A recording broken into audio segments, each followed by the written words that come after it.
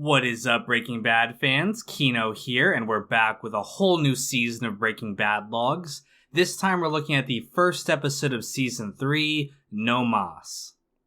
The episode opens with a scene in Mexico. And you know it's Mexico because it looks like the camera is wearing a pair of gunner glasses. We then see a group of people crawling on the ground. A Mercedes then pulls up and two men step out. These are the cousins, first referenced by Tuco in Season 2. Despite wearing very expensive suits, they too crawl on the ground. Eventually, they reach a shrine to Santa Muerte, a Mexican folk deity of death.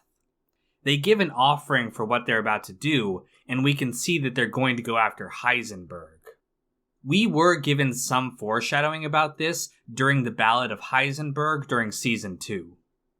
After the credits, we see a montage of news articles talking about the plane crash. The public blames Donald Margolis for the crash for being distracted about his daughter's death. Walt, meanwhile, is depressed living at home without his family, and of course over his role in the crash.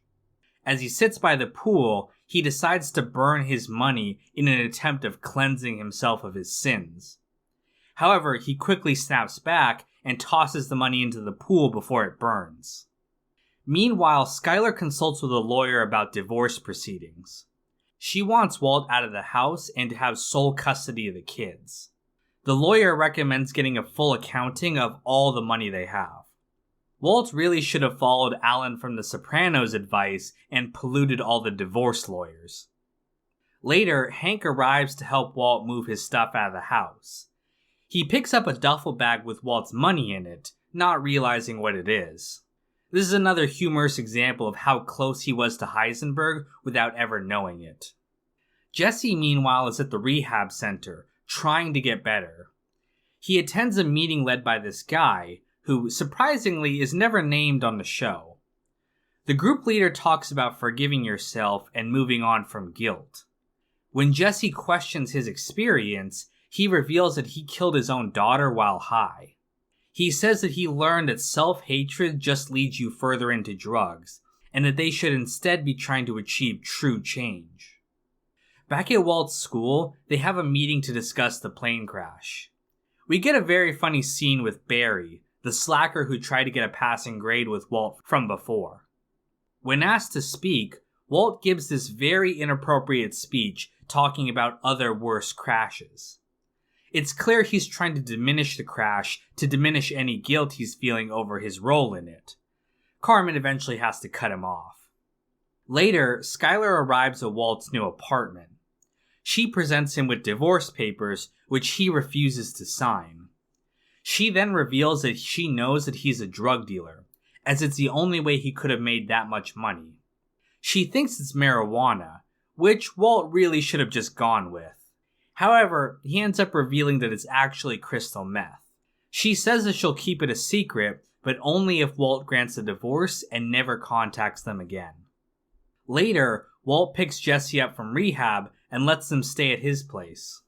When Jesse blames himself for the crash, Walt lists off a bunch of reasons why it's not either of their faults, again trying to diminish his own guilt over the crash.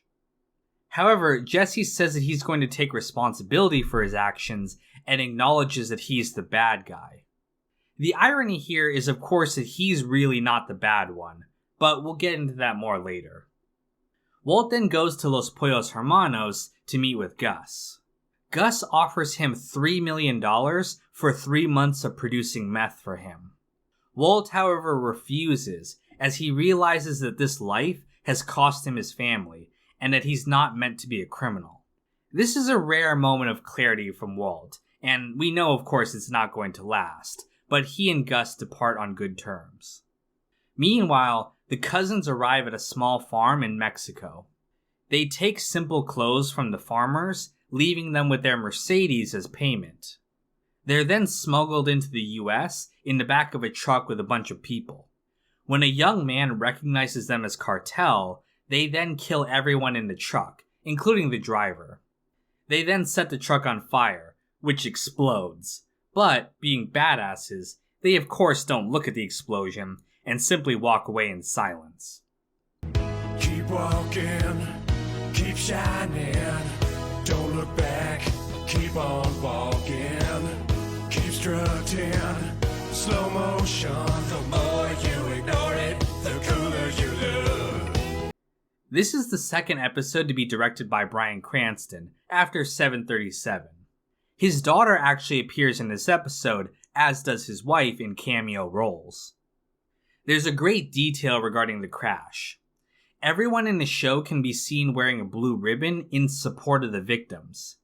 Everyone besides Walt, who's trying not to take responsibility for the crash, and Walter Jr., who's siding with his father during this episode over his mother.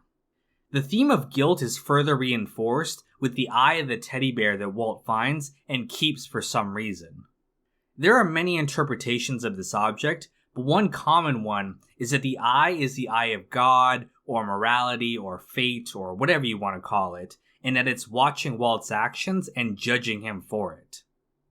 Finally, Walt's new apartment is numbered 221, which is an homage to Sherlock Holmes' famous 221B Baker Street apartment. There are many shows that use 221 as an homage to Sherlock Holmes, most notably House MD, which was also based on the Sherlock Holmes stories. And that's pretty much everything I have to say for this episode.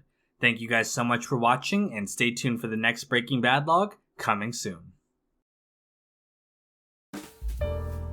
You know what my favorite quote from the Cousins is?